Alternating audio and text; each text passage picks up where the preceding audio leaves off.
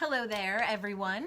It's Dr. Jen Kordonsky at Optimal Spine Chiropractic in Aberdeen, Maryland. I've recently found out there are a few other Optimal Spine Chiropractics out there, so you guys are awesome. We're glad to have you join us.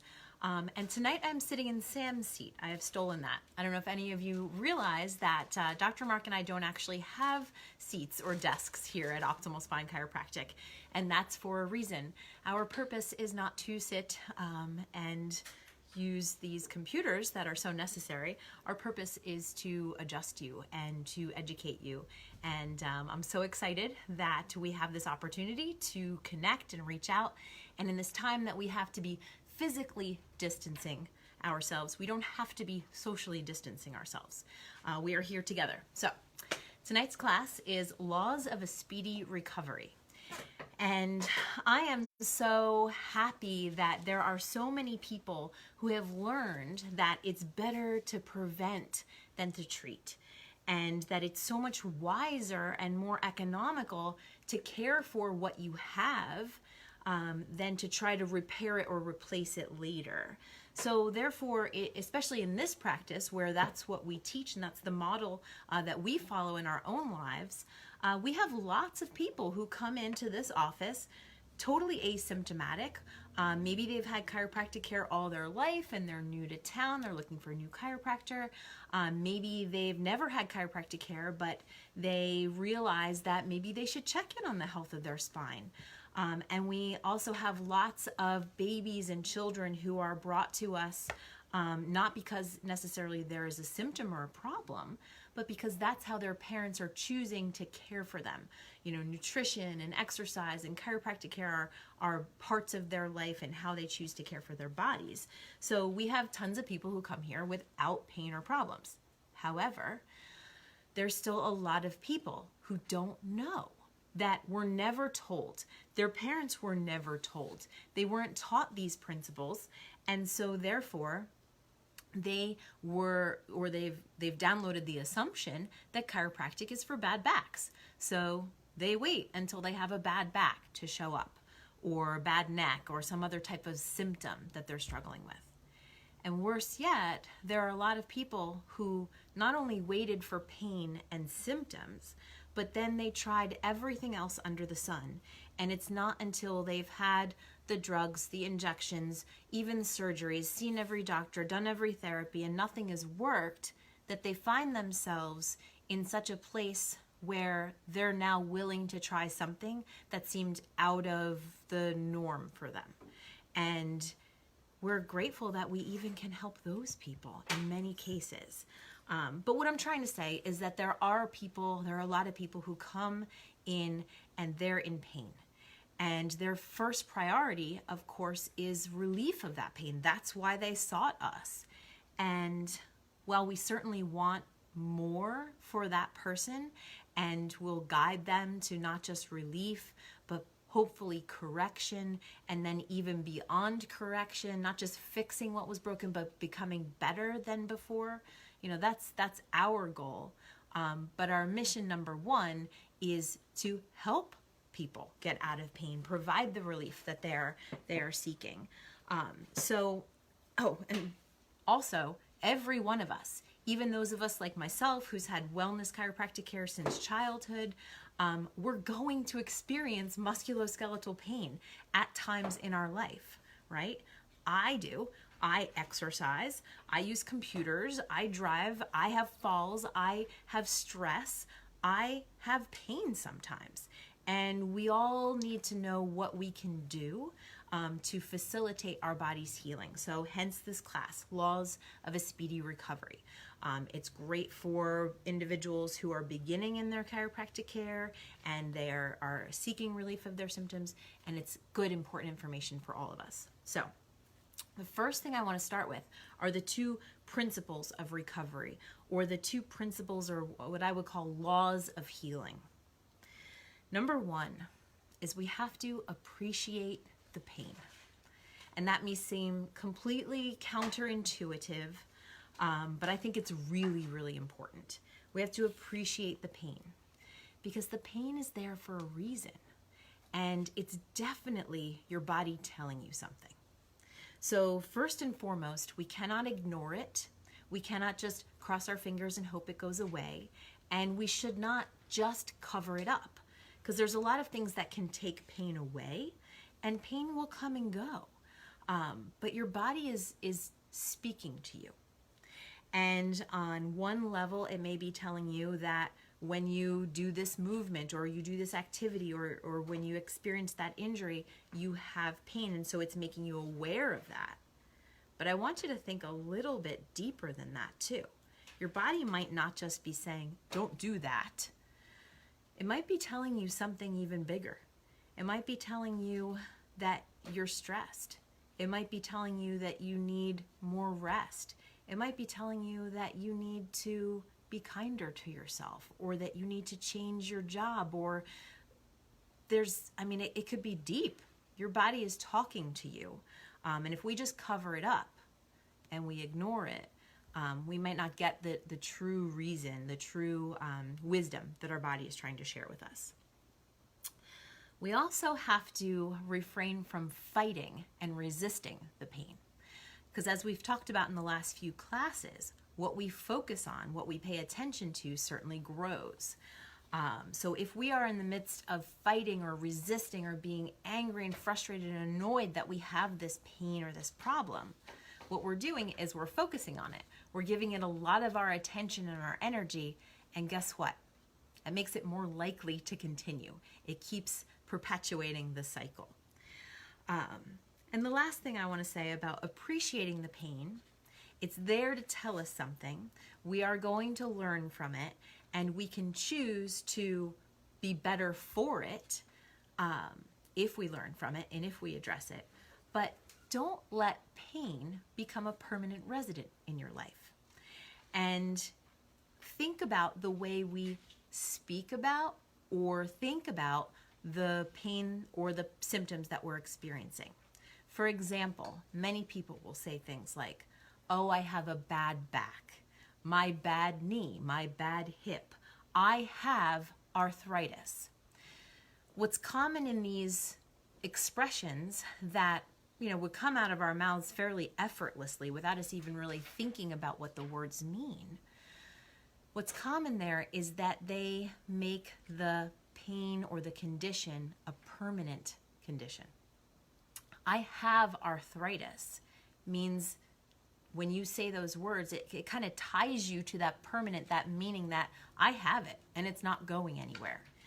A simple little tweak in the way we think about and speak about these issues could be to say things like, I'm having neck pain right now.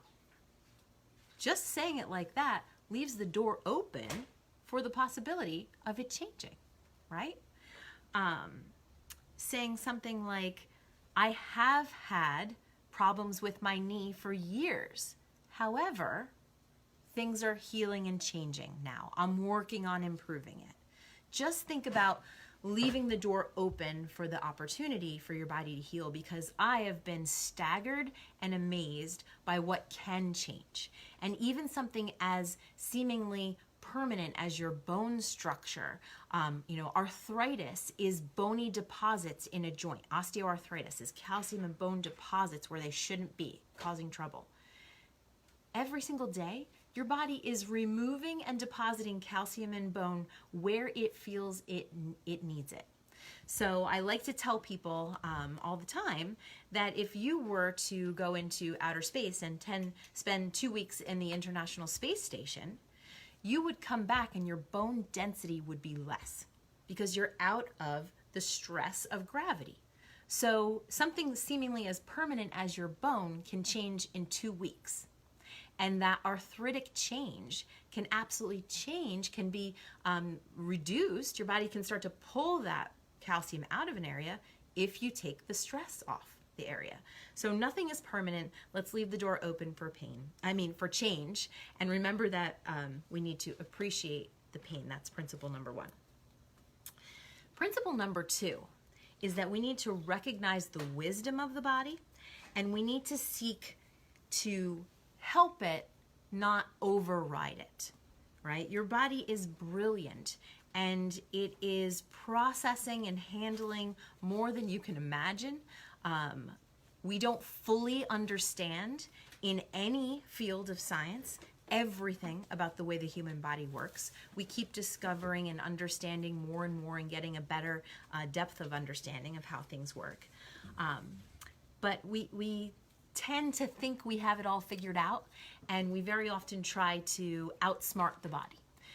For example, when you have a fever, your body is intentionally raising the temperature inside of you so that it makes it less hospitable to that bacteria or that virus, and it activates your immune system. Your white blood cells become more active. So when you have a fever, your body is helping you. It's facilitating fighting that infection. So why on earth would we lower the fever? Why would we take a chemical to override and shut that off? Are we helping the body? We may make ourselves feel better in the short term, but you're actually slowing down or taking away the body's ability to take care of itself. And that's just one example. Now we're talking about pain tonight. And when there is pain, there is almost always inflammation.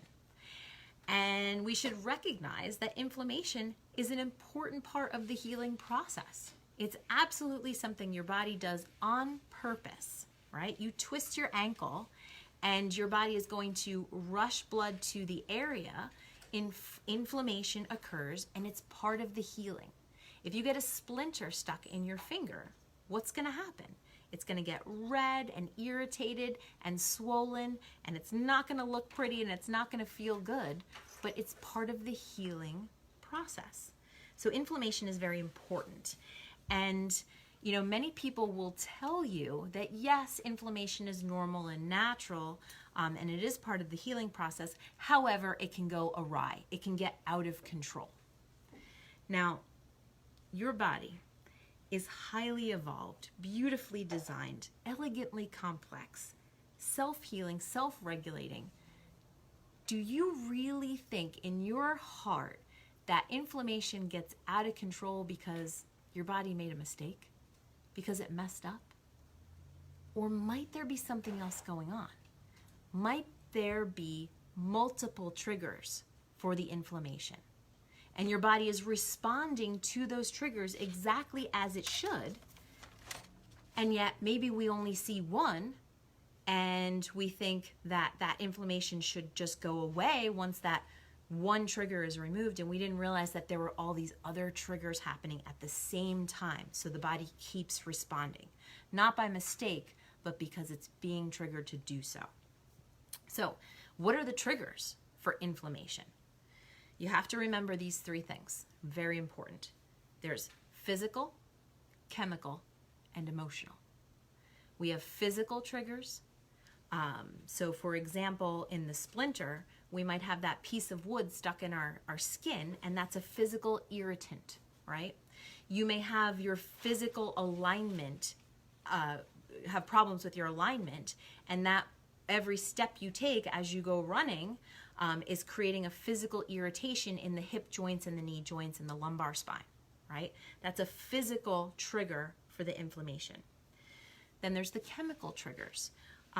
Chemical triggers are very often hidden, and we don't realize that in the foods that we're consuming or the medications that we're taking. We may have inflammatory things coming into our body through the environment. We may have hidden food sensitivities that we don't have a full-blown allergy, but your body may not do well with certain foods, and you're not realizing that that's a little source of inflammation all the time for you. And then there's the emotional. Emotional stress can trigger inflammation because of the way it changes the neurotransmitters and the hormones, the stress hormones, the cortisol in your body. And so, you know, looking at your finger with that splinter in it, going, oh my God, I'll never play the piano again, and freaking out about that, that could be an emotional trigger for creating more inflammation. It could be that something is going on at work, and that's a constant stressor, so you don't even really notice it. And then we have this other stressor coming in, and then we've got all of these hitting us all at once, and the body is just responding and responding and responding, and it looks as if it's overreacting. But the body is far smarter than we realize. And if we're going to help it, we can't override it, right? So if you've ever been to like an amusement park or a carnival or something like that, I remember playing the game where you have the gun and you're squirting the water at the target, and the more accurate you are, the faster your balloon fills up. And maybe there's 10 people all in a line, and everybody's shooting at their target, so they're all, you know, the water is going towards their target. Well, what if somebody yells, "Hey, everybody, aim for row 3." And now all 10 water guns are all aimed at row 3. That is going to certainly blow up the balloon really fast. And just imagine that those are all the triggers for inflammation. And instead of being pointed at different targets, all of a sudden they're all being pointed at one, right? If we want to help that one target site feel better, well, we're going to have to get all 10 of those guns, or as many as we can, to stop spraying water at that target, right? So when we're dealing with pain, especially if you're in the early phases of your chiropractic care and you came here for a condition, especially if we found that there's any damage to the joints of the spine, whatever phase you're in, there are things that you can do to facilitate, to start turning off some of those water guns. And I wrapped it up into 9 things that in phase 1, or in the pain phase of your care, that you can do to help feel better as fast as humanly possible. Obviously, if you have someone who is super fit and they do yoga every day and they have a really peaceful lifestyle, they're eating all really healthy foods, they have an injury and they have a process that they're going to go through to heal it, right? They're going to have pain from it, but you can imagine that they might heal pretty quickly, right? Compared to someone who maybe they smoke, which we know affects the microcirculation and causes a higher incidence of back pain. Maybe they don't eat a good healthy diet, they don't exercise, maybe they don't sleep well. Who do you think with the same injury is gonna experience pain longer, right? There is a huge variability there in how quickly a person feels better from even the same condition. And I do want to point out too that you can have, and it's very common, we'll show you the research articles where they took asymptomatic people and did MRIs and found disc damage and disc herniations and issues that can be completely painless, right? How a person feels doesn't necessarily tell us what's going on with them, right? We know, and we see it all the time, that pain often doesn't show up until the final stages where there's damage that's been going on for a long time. So I don't want you to use pain as a way to know whether you have a problem or not, right? We know we should have our blood pressure checked, our blood sugar checked, we should have our spine checked before there's an apparent problem. But here are the things that we can do when we are trying to get through that first level, and then we can carry on with the correction and the healing and the health building. So number 1 is stick to the schedule. Think about your adjustments, your chiropractic adjustments, just like your workouts. If you are trying to increase your strength, increase your cardiovascular endurance, increase your flexibility, whatever your fitness goal is, and you work out sporadically, or you do the stretching sporadically, what are your results going to be? I mean, we all intuitively know this. Think of your adjustment just like that. There is a schedule for a reason, and no matter what level of care you're in, your body responds to consistency. So just like consistent exercise is better for you than inconsistent exercise, consistently brushing your teeth is better for you, consistent chiropractic care is by far the best way to care for your spine. And in the beginning, those adjustments have to be close together. It's the only way that it works. So number 1 is stick to the schedule. Number 2 is water. It's so simple, but I am amazed at how many people can improve the results they get from their chiropractic care by just paying a little better attention to how they're hydrating their body. Two things. More hydrated tissues are more pliable. They are more easy to adjust. They will accept the adjustment more readily. And number two, if there's been subluxations or spinal issues going on for decades, then we're going to see damage to the disc. And the disc is getting dehydrated and breaking down. And so the only way for that disc to come back and to heal is for us to get the stress and the pressure off of it by realigning the spine. And then for there to be water freely available in the system for that disc to reabsorb and to rehydrate. So being hydrated is important. And that leads me to number 3, which is sleep. Getting adequate sleep. And we teach a whole class on it, so I'm looking forward to having you at that. But at least being horizontal for 8 hours. So not only do we heal and repair more efficiently when we're asleep, but when you are laying horizontal, that stress of gravity that's been compressing your misaligned spine for decades is alleviated somewhat, and you're allowing the discs an opportunity to rehydrate. So, number 4, and people always ask me about what exercise they can do, what they shouldn't do in the beginning of their care. And obviously we'll give specific, unique recommendations to each individual person that we care for based on their unique circumstances. But in general, we have to understand that if your body is out of alignment and you put any stress on it, gentle exercise, doesn't matter, you're accelerating the wear and tear to the spine. It's exactly like taking a car that's out of alignment and driving it. It's not a good idea. It's going to accelerate the damage. So while exercise is a critical component of a healthy body and of the healing process, we want to make sure that we're already in the corrective process. So as soon as we start the corrective process, the adjustments, I definitely recommend that as long as your body is tolerating it, because remember, pain is telling you something. So if something hurts, your body's saying no.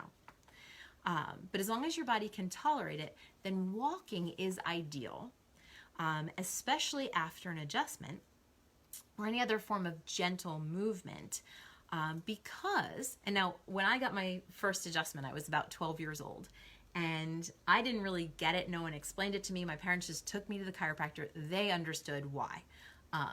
But I would go to the chiropractor, I'd get adjusted, and then I would walk out of the chiropractor's office like a robot and like get in the car super careful. I didn't want to move because all I knew was that they were aligning my spine and I didn't want to mess it up. And I understood later in life that once the spine has been adjusted and those joints are aligned better, they're not stuck, they're moving more fluidly, then taking your body through healthy, normal ranges of motion will actually accelerate the healing and repair. It'll accelerate your body learning that this is the way it's supposed to move. This is the way it's supposed to be aligned.